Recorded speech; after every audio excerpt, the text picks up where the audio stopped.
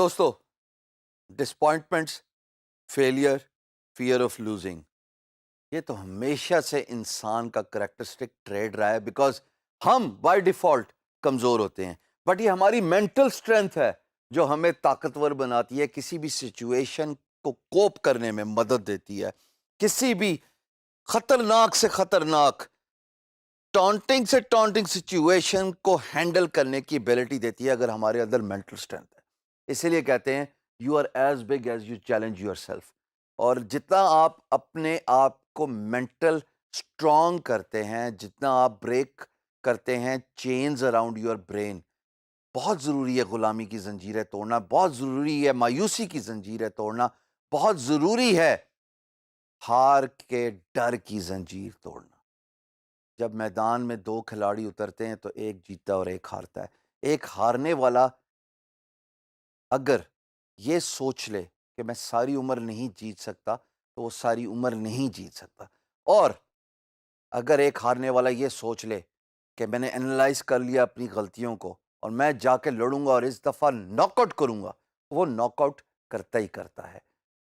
یہاں پہ میں آپ کو ایک اگزامپل دینا چاہوں گا، کوشش کرتا ہوں 2 منٹ کے اندر پوری کروں، غور سے سنیے گا دوستو۔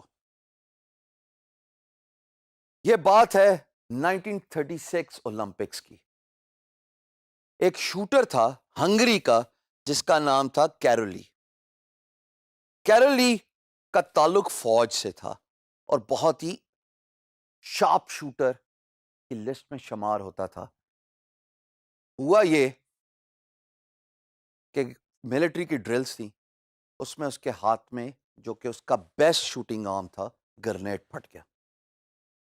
بہت ڈسپوائنٹ ہوا، بہت مایوس ہوا، بہت رویا، بہت پچھتایا کہ شاید میں اس ڈرل میں نہ جاتا، کاش میں یہ نہ کرتا، کاش میں وہ نہ کرتا، میرا ایک ہی ہاتھ تھا اور اس ہاتھ سے میں جان سے بھی گیا، کام سے بھی گیا، ساری عمر کے لیے محتاج ہو گیا۔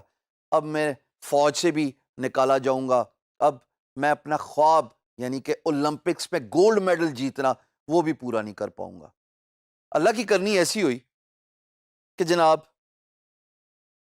اولمپکس پوسٹ پون ہو گئے because of world war. Same went for 1940، postpone ہو گئے۔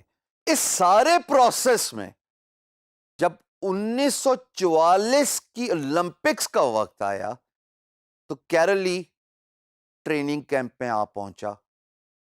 لوگ بہت داد دینے لگے کہ بھائی یہ ایک زمانے کا بیسٹ شوٹر تھا اور یہ اپنا مورال ڈاؤن ہونے کے باوجود ہمارے بیچ آ پہنچا ہے ہمارا مورال بلند کرنے کے لیے۔ پتہ ہے کیرولی نے آگے سے کیا جواب دیا؟ میں تم لوگوں کا مورال بلند کرنے نہیں آیا، میں تم لوگوں کے ساتھ یہاں پہ کمپٹیشن میں حصہ لینے کے لیے آیا اور میں جیت کے جاؤں گا۔ لوگ بڑے حیران ہوئے، بھائی تیرا تو رائٹ ہینڈ ہی نہیں ہے جس سے تو بیسٹ شوٹنگ کرتا تھا، کہاں سے تو کمپٹیشن جیتو گے؟ اور بات ہو رہی ہے اولمپکس کی۔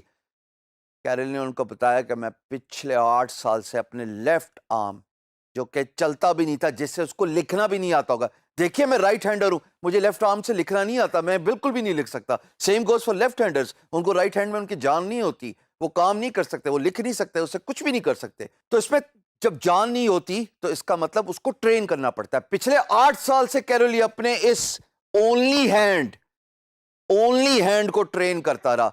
44 کی اولمپکس ہوئی، گولڈ میڈل جیتا۔ 48 کی اولمپکس ہوئی 4 سال بعد، گولڈ میڈل جیتا۔ ایک ایسا آدمی جو اپنا بیسٹ شوٹنگ آرم کھو چکا تھا ایک گرنیڈ بلاسٹ میں۔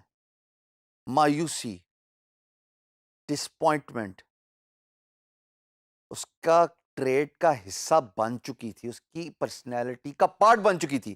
لیکن جتنی جلدی آپ اپنی ڈسپوائنٹمنٹ، اپنے فیئر آف لوزنگ آؤٹ کو نکال دیتے ہو اپنی باڈی کے اندر سے، اپنے مائنڈ کے اندر سے، اتنی جلدی آپ دنیا کے حالات کو فیس کرتے ہو۔ کیرولی نے یہ سمجھ لیا کہ ٹھیک ہے، ہاتھ گیا تو گیا، دوسرا ہاتھ تو ہے نا، اس کو ٹرین کروں گا۔ لگا رہا اپنے آپ کو ٹرین کرنے کے لیے۔ شروع میں ایم بھی نہیں ہوتا تھا، فائر کرتا تھا، آسمان کی طرف جاتا تھا، لیکن ایک وقت ایسا آیا کہ he was on a dot, یعنی کہ جو جیسے آپ دیکھ رہے ہو یہ جو ہمارا مارک ہوتا ہے جس پہ شوٹنگ کرتے ہیں، اس کے سینٹر پہ ڈاٹ پہ کیلوری 80% ہٹ کر رہا تھا. ارے یہ کیسے ہوا؟ اس کو کہتے ہیں مینٹل اسٹرینتھنس. تھنک ان آرتھوڈاکس جو اس ٹاپک کا موضوع ہے جس پہ میں بات کرنا چاہتا ہوں. اگر کوئی چیز آپ کے لیے کام نہیں کری تو آپ کیوں لکیر کے فقیر بن گئے ہیں؟ کبھی آپ نے غور کیا ہے کہ مکھی اگر گاڑی کے اندر بند ہو جائے تو وہ فرنٹ سکرین پہ ٹکرے مارتی ہے، اور وہ تب تک ٹکرے مارتی ہے جب تک وہ بے ہوش نہیں ہو جاتی. ڈونٹ بی دیٹ مکھی. اس مکھی کو فالو نہ کیجئے. اگر وہ مکھی بھی تھوڑی دیر کے لیے رائٹ اور لیفٹ دیکھے، اپنی سچویشن اینالائز کرے، تو اس کو زندگی فرار ہونے کا راستہ نظر آ جائے. کہ سائیڈ ونڈوز کبھی نہ کبھی تو کھلتی ہے نا. بٹ انسٹیڈ چونکہ عقل نہیں ہوتی اور ایک ہی طریقے پہ سوچی جا رہا ہے اور وہ کام نہیں کر رہا پھر بھی سوچی جا رہا ہے، مکھی امپیکٹ مارتی رہتی ہے فرنٹ سکرین پہ جب تک کہ وہ بے ہوش نہیں ہوتی یا پھر جان سے نہیں جاتی. حالات ہمیشہ سازگار نہیں ہوتے دوستو. ہمیں ان آرتھوڈاکس، ہمیں آؤٹ آف باکس رہ کے سوچنا پڑتا ہے.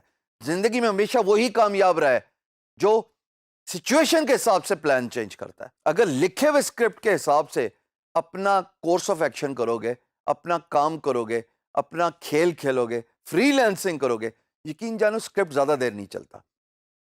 سچویشن کے حساب سے سوچنا ہے. ان آرتھوڈاکس. اگر بیڈنگ کا جواب نہیں مل رہا، دیکھیے کیا غلطی کر رہے ہیں، ویڈیو ریکارڈ کر کے دیکھیے، تھوڑے سے پیسے لگا کے ڈائریکٹ پی ایم بی کھول کے دیکھیے، کسی اور فری لانس مارکیٹ پلیس پہ جا کے کام کیجیے. ڈفرینٹ طریقے جو میں آپ کو بتا کے آیا ہوں ان کو آزمائیے، بٹ شرط یہ ہے آزمائیے.